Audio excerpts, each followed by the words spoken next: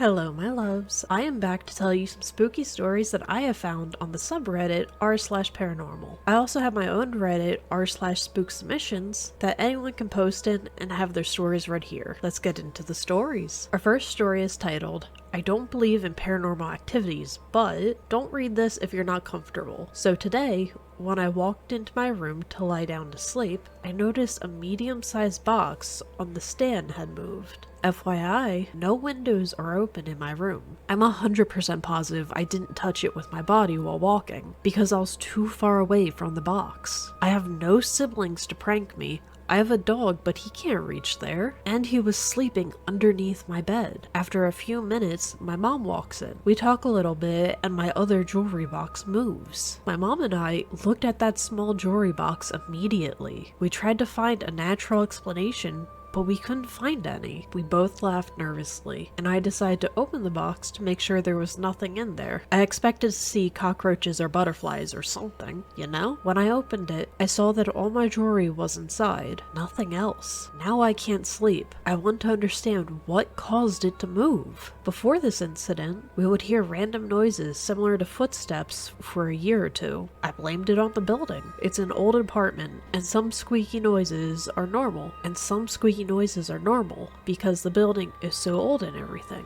I guess it's breaking down slowly. Now I will try to pay more attention to everything. Has something similar happened to anyone? Let's talk. Wait, did it move while you were looking at it with nothing around it? I don't know how I would even explain that realistically. Like, my thought would also be that there was like a bug or something inside of it, but if you checked and there was nothing there, I don't know what that could be. Our next story is titled, Something Keeps Stealing Small Personal Items, but I'm yet to confirm what. It would take way too long to recount every single instance, but ever since I moved into this old traditional Asian house roughly 2 years ago, I've been dealing with personal items randomly vanishing and either reappearing some days later in a totally different place, often under one of the benches or near a storage room downstairs, which is usually locked shut anyway, or just never reappearing at all. I've genuinely had enough, as it makes it so I can't have fun even when I'm home. Just from the top of my head, I've lost a necklace, a cheap bead bracelet, several drawing pencils, an expensive fountain pen I got as a gift, one of my old high school sketchbooks, a stylus, 2 pairs of wired earphones, a sando, a new, at the time, pair of socks, and a single AirPod. I'm sure there's more that I've just forgotten over time. It's that bad. In previous places I've been, I never had trouble with losing things like this. I eventually found the necklace, one of the pencils, my stylus, and one of the earphone pairs,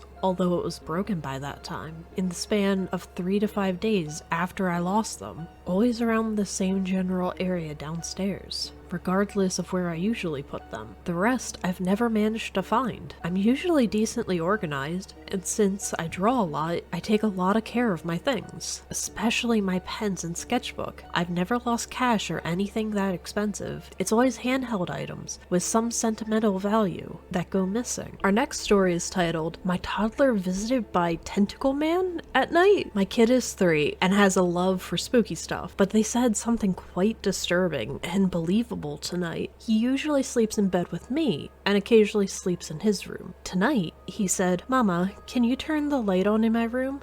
I'm scared of the monster in there. I didn't take that seriously at all, but asked, Monster? He then goes on to describe a man with black tentacles that came out of the walls in his room. I continue to ask open-ended questions to get his honest experience. Other details are, the man has eyes like a spider, and they're red. He's nice. He doesn't talk. He makes a noise like squeak, creak. Son tried to imitate, almost sounded like clicks maybe, and he was standing over the bed. My son mentioned something about a bathtub a few times. The man's bathtub is in there, and the man said he wants me to get in his bathtub. So at this point, I got extremely creeped out. I asked how my son knew what the man wanted, and he described telepathy in the best way a toddler could. I just kind of know, what he was saying. The room is small and we live on the second floor apartment of a very old building. It's not a bathroom, but now I may need to do some digging into the floor plan before they added it to the building. The bathroom happens to be in the new part of the building. Anyway, I calmly explained if he ever sees the man again, he should tell him to go away and that he won't go anywhere without his mommy. Tonight at bedtime, I had us imagine a light from the sun and a light around us and our bed to protect us. I did some Googling and found a couple comparable experiences or apparitions on Reddit, but the tentacles,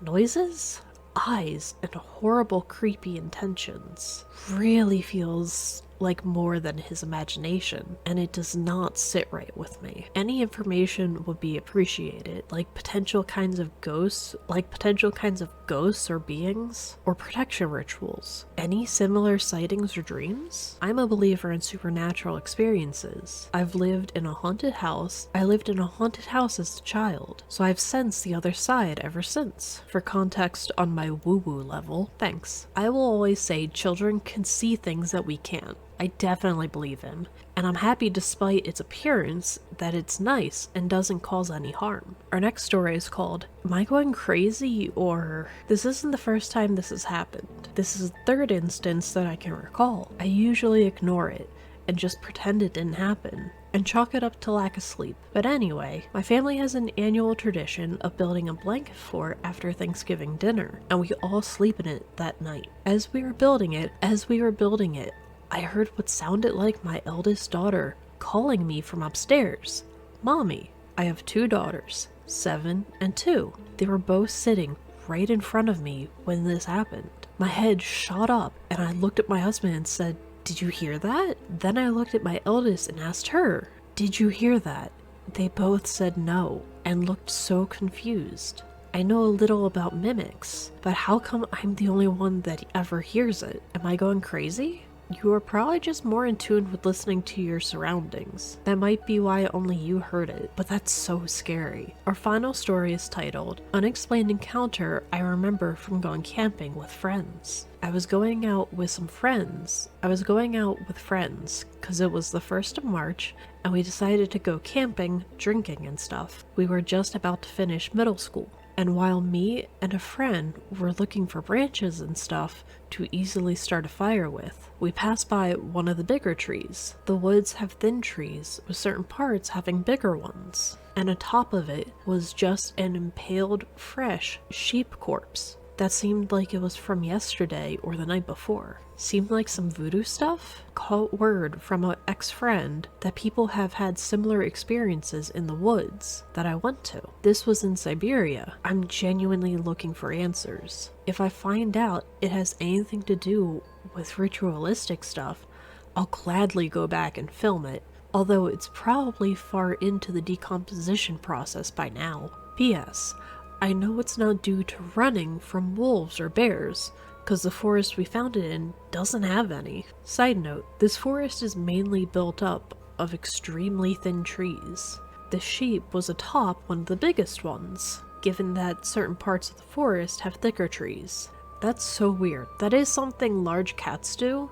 They normally take their meal into the trees to eat it. But I don't even begin to know what type of large cats are in Siberia. Thank you so much for watching, and thank you to all the people who let me read their stories here. Remember to like the video, comment, and follow me if you want to see more. Please tell me what the spookiest thing that has ever happened to you is. If you would like me to read your story in my next video, please post it on my subreddit r/spooksubmissions. I try to post every Sunday at 12. I will see you in my next video.